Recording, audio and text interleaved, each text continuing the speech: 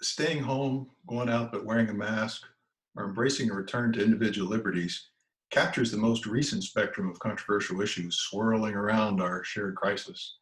I'm quick to admit that the debate brings out all my base selfishness. My first thoughts are, how will this impact me? And secondly, how do I minimize that impact?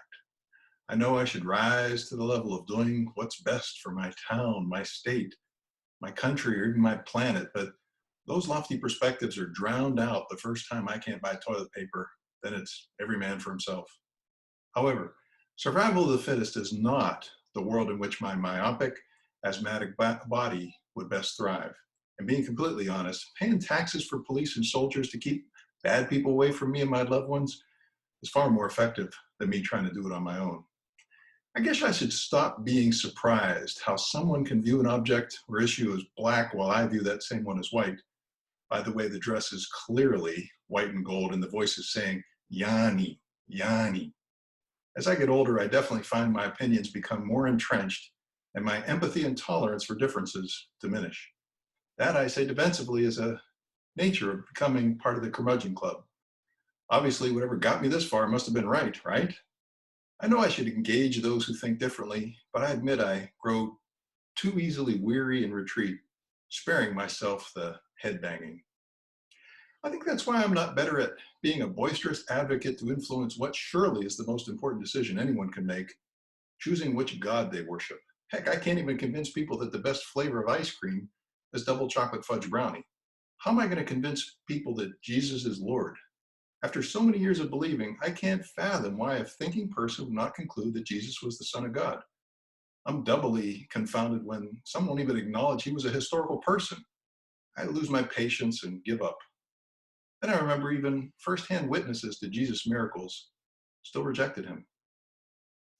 Well, the strain of deliberations over the appropriate next steps exposes all the pre-existing weak links in our society, imbalances that have always been here, like equal access to healthcare, economic disparity, intrinsic biases, all become amplified. Is the solution to our current problem a continued isolation, lockdown, and people go broke or starve? Or at the other end of the spectrum, indulgence of individual liberties and hope for survival of the fittest? Like all solutions, the middle between two extremes is often the best place to start, but deciding on what is the middle just becomes the next point of contention.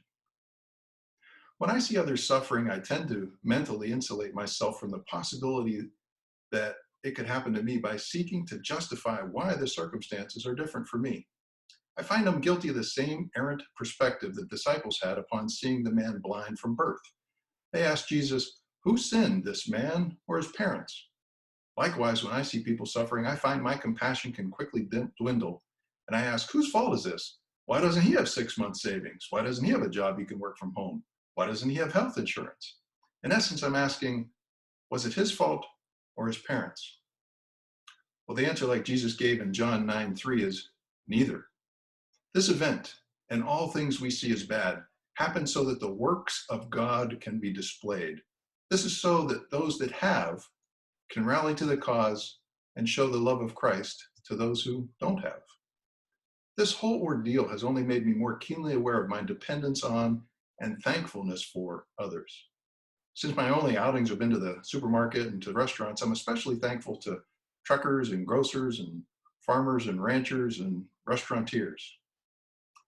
I may not be effective at convincing the world that mine is the God to worship, but when I see everything I have as a gift, a blessing, not something that I've personally earned, I can be more generous.